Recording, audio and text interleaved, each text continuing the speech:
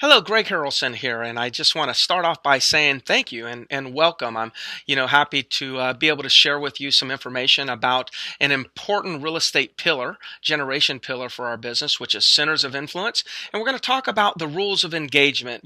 What is a simple system for working centers of influence? And I start off with the simple system because I think centers of influence is a category of business that's overlooked. People talk about working their centers of influence, but for some reason we don't see a lot of people executing on it and getting the real value of working that category of business. I think people are just overcomplicating the process, and we know if it's complicated, then it's most likely not going to be executed. So let's just go right into it, and let me start with saying centers of influence is very important for top producers and people that are really building a strong foundation, a strong business, a stable real estate business.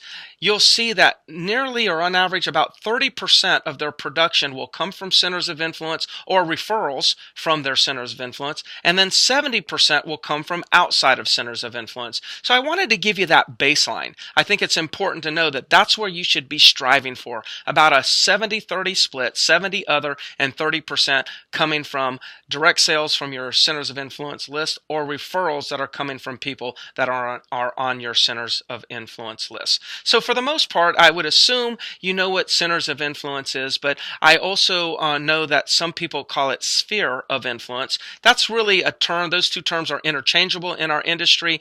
I don't know exactly why one person says one thing and another says another. I use centers of influence, others use sphere. But basically, it all really comes down to these are your past clients, your friends, family members, maybe people that go to the same gym as you, maybe people that go to the church, maybe other parents, if you have children that are in sports or dance or whatever that is, whatever activities they are, maybe it's other parents that, you're traveling to watch the ball game with and you spend a lot of time with them talking. These are all the types of people that are centers of influence, including vendors. People that are working mortgages in the mortgage industry, home warranty people that you work with, maybe home inspectors that you work with, appraisers that you work with. These are all people that could send you a referral. There are people that could do business with you, but more important, there are people that could send you a referral. I didn't say would because you have to earn the would. You have to earn the referral. But the centers of influence starts off with people who could send you a referral. And then if you follow this system, I bet you're going to actually get those referrals. So as you can see, we all have centers of influence. The challenge is most people don't really think about compiling that list of people into a particular database and then start working them.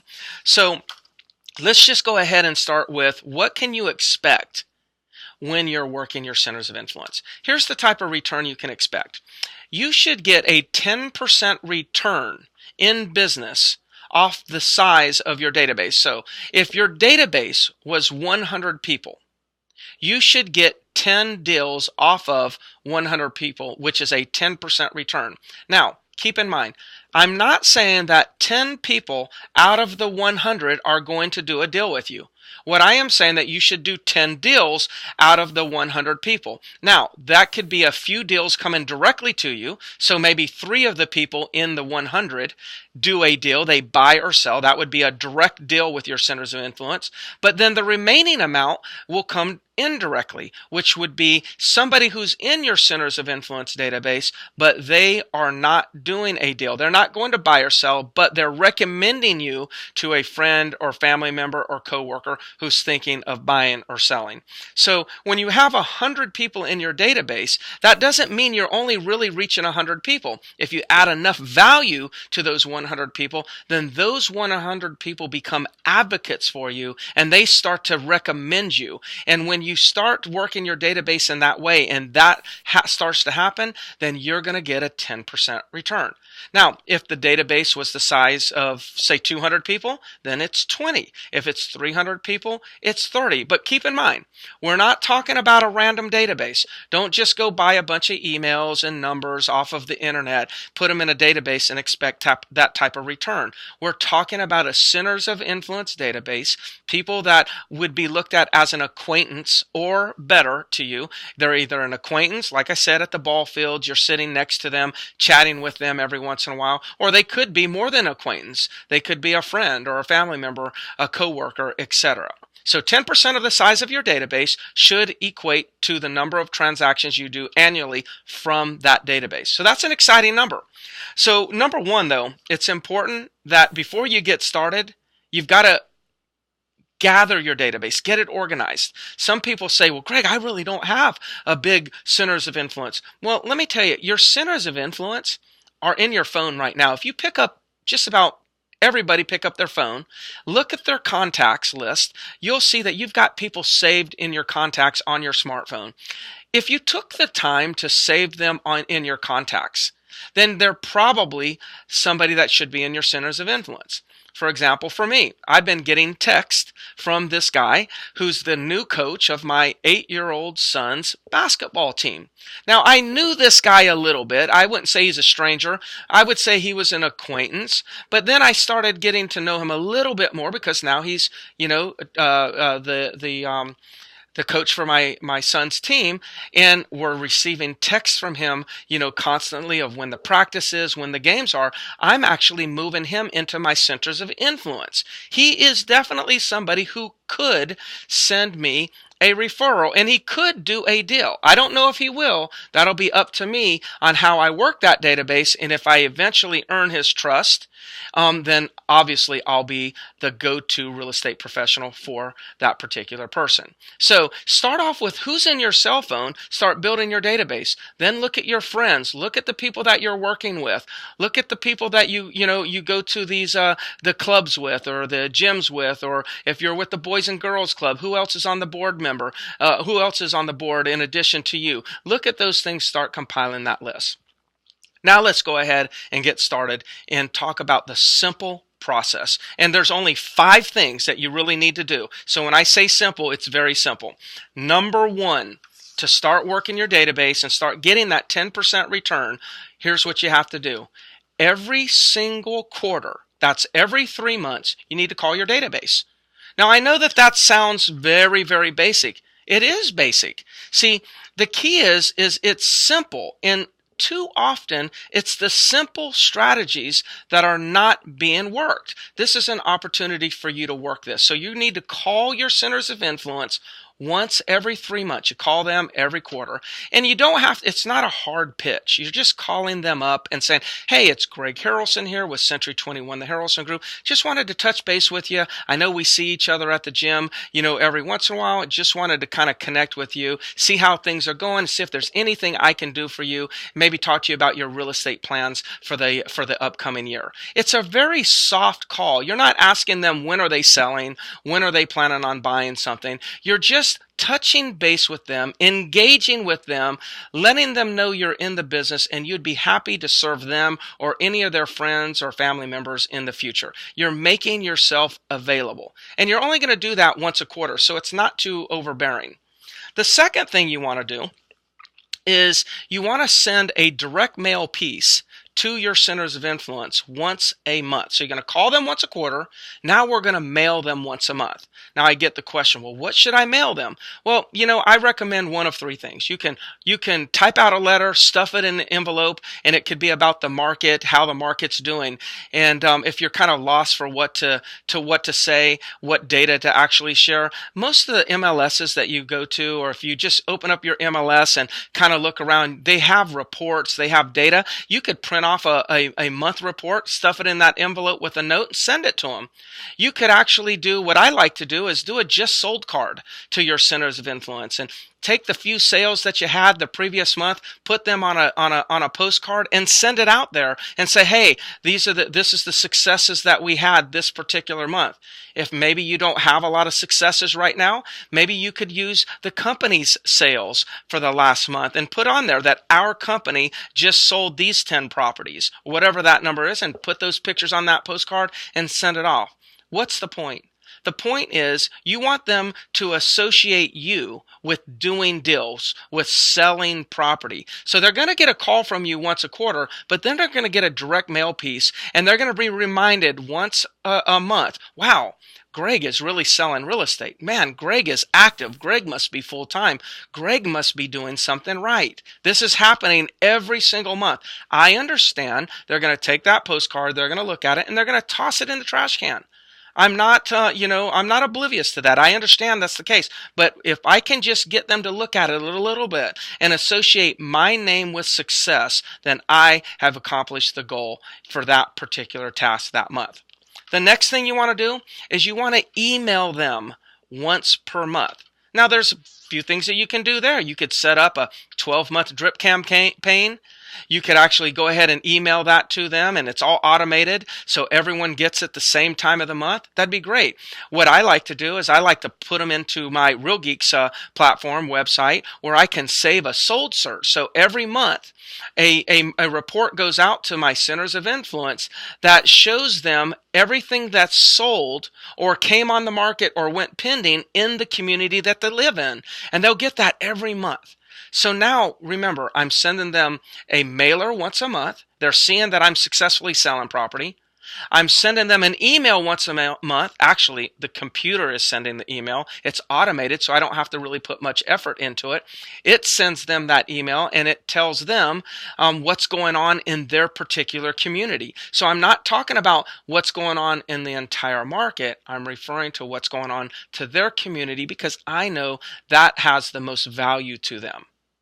The next thing that I'm going to do and suggest for you to do is we're going to then go to Facebook and we're going to send them a Facebook message through Facebook Messenger once per month. I do use text, but I don't recommend that you get too aggressive with texting because people find that kind of intrusive. It's very private, so they'd rather not be spammed, or they look at things as being spam on text. Now, if you have that type of relationship, then I suggest that you go ahead and text your centers of influence once per month. If that's a little bit uncomfortable to you, then I suggest you go to Facebook Messenger and then go ahead and private message them. And you're just private messaging them once per month. You could put it on a schedule that, every 15th of every month or 21st of every month, you're going to private message all of your people. And then you just create one message, you copy that, and then you paste it over and over again and send that same message out. And it could be something like, hey, just wanted to touch base with you. The real estate market's been very active in the last 30 days.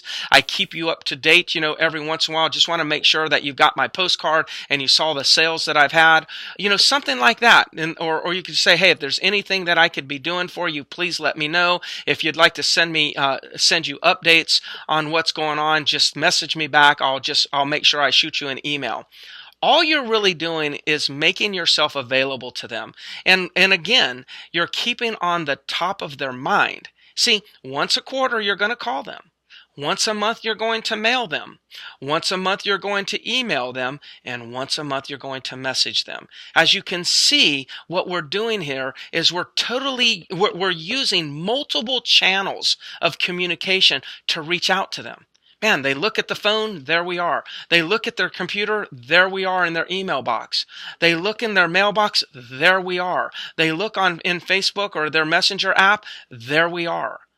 See, we want to be everywhere. And the key is if you think about this, the only thing that's going to cost you anything is the mail piece. I haven't even talked about spending money yet. What I've talked about is being in communication with my centers of influence through multiple channels and becoming top of mind for them. Now, the last thing, and this is a bonus, so this is something that we do, and I suggest that you do this, but for some reason, a lot of people haven't caught on to this. I don't believe you know, but Facebook allows you to take your database, and we're talking about Centers of Influence database, and actually import it into Facebook. Facebook then will actually take those 100 or 200 people that you have in that database, and they will match up and find all of the Facebook pages for the people that have Facebook pages in that database. So in other words, I can take that database, import it into Facebook. I can then post an ad, and I can boost it, which is a paid ad. I can boost it to that database, meaning the only people who are going to see my ad are the people that are my centers of influence. And guess what? That's only going to cost you roughly $10 per month. I recommend that you take that database, you put it into Facebook, you put an ad out there, you boost it, and you spend $3 a day for 3 days. Maybe you do $3 a day for 4 straight days, which would be $12. That's all we're talking about spending here. Now, why am I doing this? Because while they're sitting at the doctor's office or we're waiting in the line at school, they get on Facebook and they start flipping through, all the different posts. Now, all of a sudden, there you are again. Now they're thinking, oh my gosh, there's Greg. Man, he does a lot of marketing. Greg is really out there. Man, Greg really does a great job at offering value. You got to think about it. If they were called once a quarter, mailed once a month, emailed once a month, messaged once a month, and they saw you advertising on social media once a month, that's the type of real estate agent they want to hire. And if they don't need to hire that real estate right now, it's definitely the type of agent that they want to refer their friends and families to. So that's it. That is the simple system for working your centers of influence. Those are my rules of engagement. I urge you to get involved, get that database in, or get those names into a database immediately. Make your first call. Start creating your first postcard. Go to your website and sign them up for some sort of sold search or market report search. Top Producer has one. Cloud CMA has one. Real Geeks has one. I'm sure that many systems, just about all of the systems have them now. Go ahead and get them activated into that. Send them a post via Facebook Messenger, and then go create your first Facebook ad this month and watch your business grow. Remember, if you run this program on 100 people that are truly your centers of influence, you can expect roughly a 10% return in business. And the great thing about it is this is either come list me business or come help me buy business. They're usually reaching back out to you for help, which is the highest quality lead you can get. I hope you find this helpful. As I produce more instructional videos like this, I hope you'll participate. Please have a great day.